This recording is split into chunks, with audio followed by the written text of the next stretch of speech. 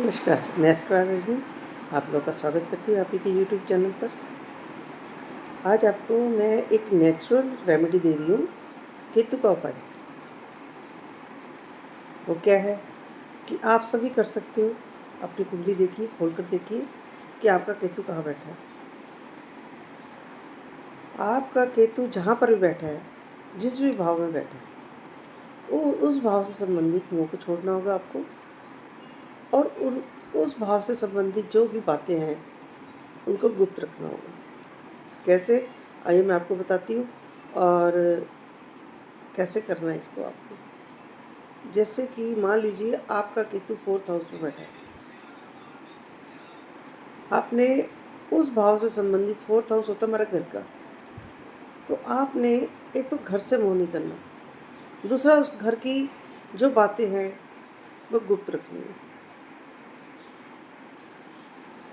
जैसे किसी का केतु 5th हाउस में है, तो 5th हाउस हमारा बच्चों का होता है, शिक्षा का होता है। तो आपने अपने मान लीजिए किसी लेडी ने कंसीव किया है, तो उस चीज़ को आप अभी गुप्त रखें। अगर आप किसी प्रेम संबंध में हैं तो अपने प्रेम संबंधों को भी गुप्त रखें। बच्चों से आप मोह मत कीजिए, बच्चों से भी आप मोह मत कीजिए। आपको मोह छोड़ना पड़ेगा उस स्थान से। अगर मान लीजिए आप कोई स्टूडेंट है, तो आपने जो पढ़ाई कर रहे हैं कुछ बातें हैं ऐसी, तो उनको गुप्त रखें। इसी तरह अगर आपके पास 2nd भाव में केतु बैठा है, तो 2nd भाव से रिलेटेड कुटुंब होता है, धन होता है। तो आपने कुटुंब की जो भी कमियां हैं उसको आपने गुप्त रखना है।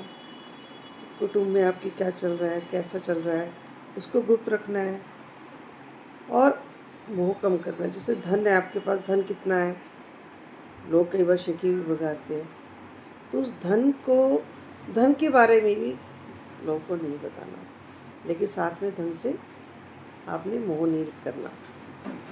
या किसी के 10th हाउस में केतु बैठा है, तो ये आपका कैरियर का भी है, आपके ऑफिस का है, आपके व्यापार का स्थान है। तो अपने व्यापार से मोह तो मत कीजिए, साथ में उसके बारे में जो बातें हैं उसकी गुप्त रखिए। तो ऐसे आप हर भाव से लेकर देखिए आपके किस भाव में केतु बैठा है, उस भाव से संबंधित बातों को गुप्त रखें और